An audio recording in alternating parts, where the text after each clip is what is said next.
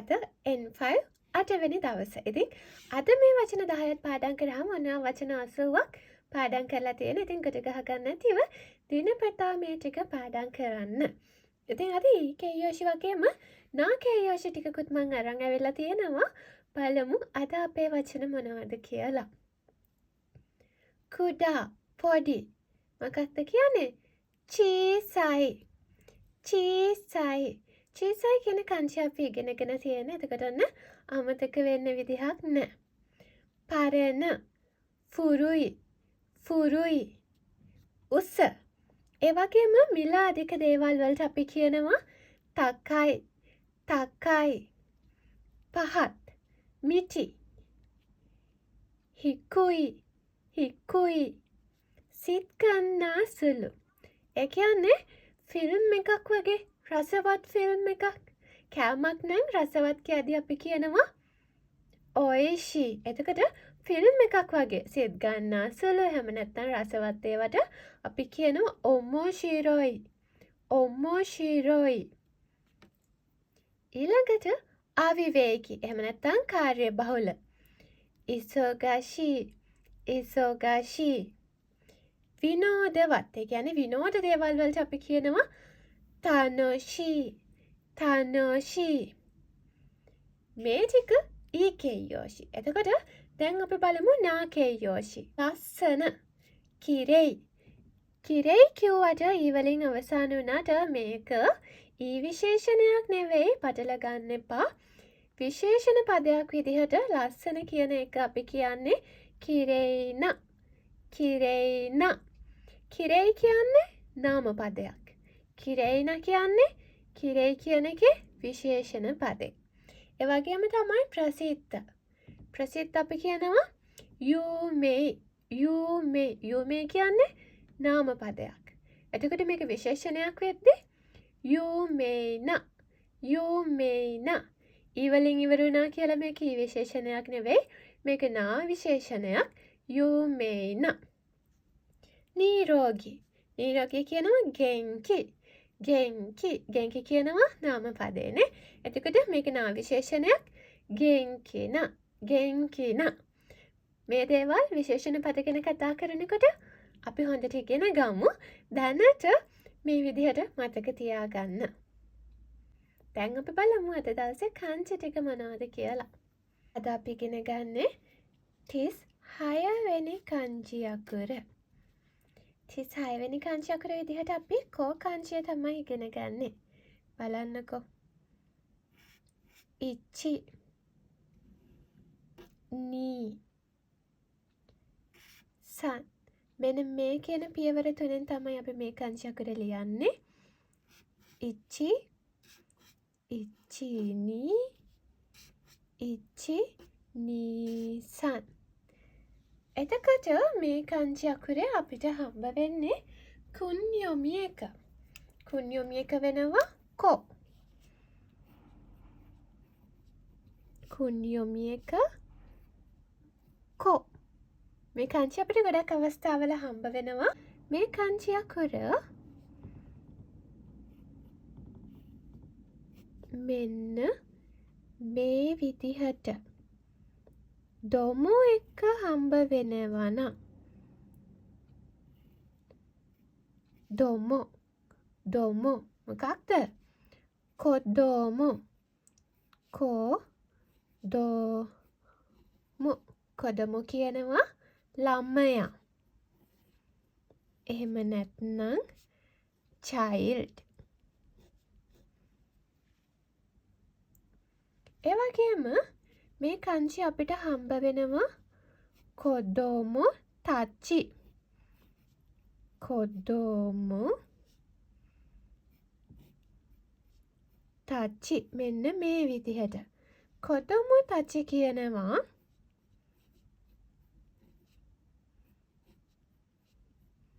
කොදොමු තච්චි කියනවා ළමයි.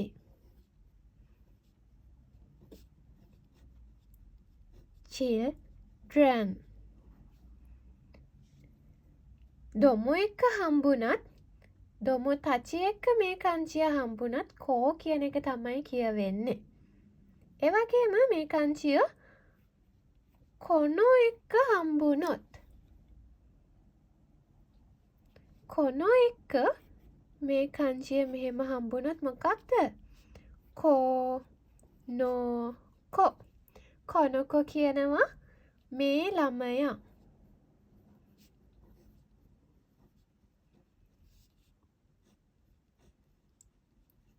this child. මෙන්න මේ අවස්ථාවන් වල අපිට මේ කෝ කංචිය හම්බ වෙනවා. මේක කොහෙද හම්බුනත් කෝ කියන කියවීම තමයි කියවෙන්නේ. දොමු එක්ක හම්බ වෙන්න පුළුවන්, දොමු තච එක්ක හම්බ වෙන්න පුළුවන්, කොනෝ එක්ක හම්බ වෙන්න පුළුවන්. 37 වෙනි කංචි අකුර අපි බලමු. ඉචි නී සන් යොන් ගෝ රොක්කු නන. ඔන්න ඔය කියන ස්ටෙප් හතෙන් තමයි අපි මේ කංචි අකුර අඳින්නේ. බලමු. ඉචි ඉචිනී ඉචිනී සන් ඉචි නී සන් යොන් ගෝ ඉචි නී සන් යොන් ගෝ රොක්කු ඉචි නී සන් යොන් ගෝ රොක්කු නන. ඔන්න ඔය කියන ස්ටෙප් හතෙන් තමයි මේ කංචිය හඳින්නේ. මේ කංචියේ කුණ්‍යොමි එක හම්බ වෙන්නේ. කුණ්‍යොමි එක වෙනවා ඔත්තෝකෝ. ඔත්තෝකෝ. ඔත්තෝකෝ කියන්නේ කාටද? ඔත්තෝකෝ කියනවා පිරිමියා කියන්නනේ. ඒ කියන්නේ මේ කංචි අකුර මේ විදිහට තනිවම අපිට හම්බ වෙනවා නම් මොකක්ද කියන්නේ? ඔත්තෝකෝ. ඔත්තෝකෝ. ඔත්තෝකෝ කියනවා පිරිමියා. man. එතකොට බලන්න මේක කියවන්න පුළුවන්ද කියලා.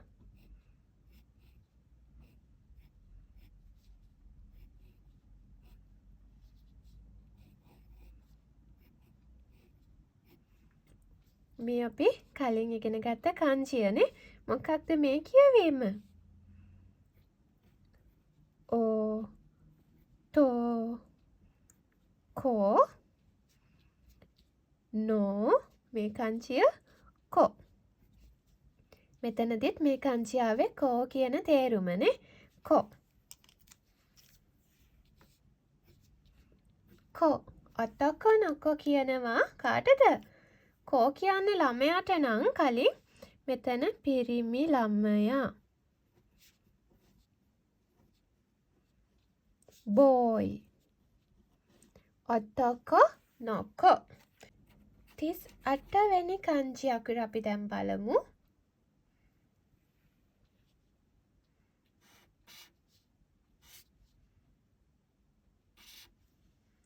මෙන්න මේ විදිහට අඳින්නේ. මෙතන ඉර මං අතින් චුට්ටක් දිගට ඇඳුනා. අපි ආයෙ හරියට අඳිමු. ඉචි ඉචි නී ඉචි නී සන්. මෙන්න මේ විදිහට තමයි මේ කංචි අකුර අඳින්නේ. මේර උසයි මේරට වඩා. ඒ වගේම මේක පහළට ගිහින් තියෙන්නේ. මේක ඇදට ඇවිල්ලා තියෙන්නේ. මං ආයෙ අඳින්න. ඉචි නී සන්. ඔන්න ඔය විදිහට අපි පියවර 3න් මේ කංචි අඳිනවා. මේකෙත් අපිට හම්බ වෙන්නේ කුණ්‍යොමි එක විතරයි. කුණ්‍යොමි එක වෙනවා ඔන්න. ඔන්න. එතකොට කලින් වගේම තමයි මේ කංචි අකුර මේ විදිහට තනිවම තියෙනවා නම් කියවීම වෙන්නේ ඔන්න. ඔන්න කියන්නේ කාටද? ගැහැණිය.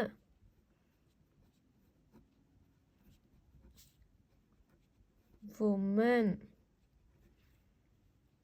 එතකොට බලන්න මේක කියවන්න පුළුවන්ද කියලා.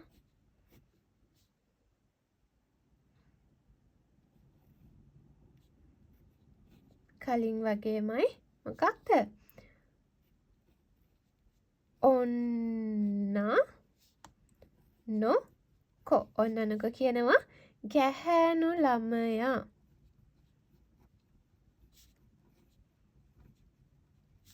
girl. ඔන්න නොකො. කලින් වගේම තමයි මේ කංචය කියවීම කො. 39 වෙනි කංචය අකුර බලමු අපි. ඉචි නී සන් යොන්. ලේසියිනේ. ඉචි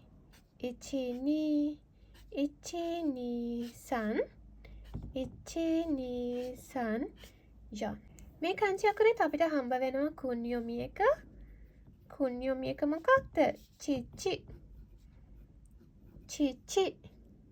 මම මේ වගේ මේ ඔන්යොමි කුණ්‍යොමි දෙන්නේ N5 තුලදී ඔයාලට අත්‍යවශ්‍යම වෙන දේවල් ටික විතරයි. එතකොට කාටද මේ චිචි කියන්නේ? චිචි කියනවා තාත්තා. my father. ඇයි මම මෙතන my father කියලා ලිව්වේ කියලා මම ඔයාලට ඊළඟට කියන්න. ඒ වගේම මේ කංචි අපිට මෙන්න මේ විදිහටත් හම්බ වෙනවා. මොකක්ද මේ කියවීම වෙන්නේ? ඔත්තෝසන්.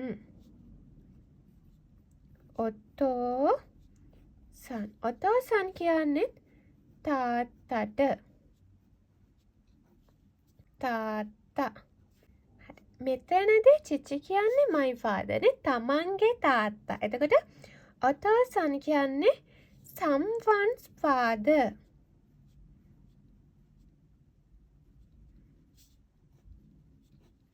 ඒ කියන්නේ වෙන අයගේ තාත්තව තමයි අපි ඔතෝසන් කියලා හඳුන්වන්නේ. එතකොට මෙතනදී චිචි කියනවා වගේ මෙතනදී මොකක්ද? තෝ කියවීම තමයි කියවෙන්නේ. ඔතෝසන්. ෆැමිලි එකේ කට්ටිය ගැන මම වෙනම වීඩියෝ එකක් කරලා තියෙනවා කසකෝ ගැන. ඒක බැලුවොත් ඔයාලට තවදුරටත් තේරුම් ගන්න පුළුවන් කොහොමද මේ තමන්ගේ පවුලේ අය වගේම තව කෙනෙක්ගේ පවුලේ අයව ජපන් ජාතිකයන් හඳුන්වන්නේ කියන දේ ගැන. මෙතනදී මතක තියාගන්න තමන්ගේ තාත්තා ගැන කතා කරනකොට චිචි. තව කෙනෙක්ගේ තාත්තා ගැන කතා කරනකොට ඔතෝසන්. තාත්තා ගැන කතා කරපු නිසා වන්න අපි දැන් අම්මා ගැනත් කතා කරමු. ඉචි නී සන් යොන් ගො. මේ තියෙන්නේ අම්මා. හහ කංජිය. කොහොමද අඳින්නේ? ඉචි නී සන්. ඉචි නී සන් යොන්. ඉචි නී සන් යොන් ගො. මේ කංචි අකුර මම පියවරත් එක්ක ලියන්නේ ඔයාට මේක ලියන්න සහ හඳුන ගැනීමේ පහසුවට. එතකොට මේ කංචි අකුරෙත් අපිට කුණ්‍යොමි එක හම්බ වෙනවා. කුණ්‍යොමි එක හහ. තනිවම මේ කංචි අකුර හම්බ වෙනවා නම් මෙන්න මේ විදිහට මේ කංචි අකුර හම්බ වෙනවා නම් මොකක්ද? හහ.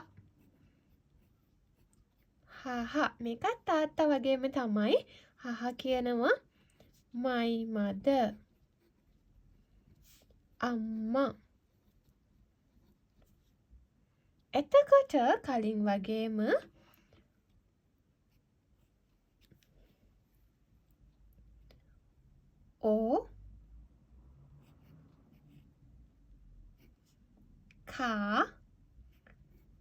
සන්. මෙන්න මේ විදිහට හම්බුනොත් කලින් වගේම තමයි තව කෙනෙක්ගේ අම්මා කෙනෙක් ගැන තමයි කියන්නේ. ඔකා සන්. someone's mother. අම්මම තමයි. හැබැයි ඔකාසන් කියලා හඳුන්වද්දී තව කෙනෙක්ගේ අම්මා ගැන තමයි හඳුන්වන්නේ. එතකොට මෙතනදි කියවෙන්නේ මොකක්ද? ඔකාසන්. ඔතෝසන්. ඔකාසන්. චිචි හා N5 තුලදී ඔයාලට හම්බ වෙන kanji 40ක් දැන් ඔයා ඉගෙනගෙන තියෙන ඒ වගේ යෙදීම් එක්ක හොඳට පාඩම් කරන්න නිතරම ලියන්න පේන තැනක මේ ටික තියලා තියන්න පාඩම් කරන ටික ඒ වගේම නැවත නැවත මතක් කරගන්න kanji papers කරන්න එතකොට ඔයාලට ඉක්මනටම මතක හිටිනවා ඒ වගේම මම කලින් කතා කරා වගේ මේ පවුලේ අය ගැනම වෙනමම වීඩියෝ එකක් කරලා තියෙනවා ඒකෙදි ඔයාලට තවදුරටත් බලා ගන්න පුළුවන් තමන්ගේ පවුලේ අය තව කෙනෙක්ගේ පවුලේ අය කොහොමද හඳුන්වන්නේ කියලා. එහෙනම් හෙටත් day 9 පාඩමෙන් අපි හම්බ වෙමු. හැමෝටම සුබ දවසක්. දවස සුබ වෙන්න නම් පාඩම් කරන්න ඕනේ හරිද?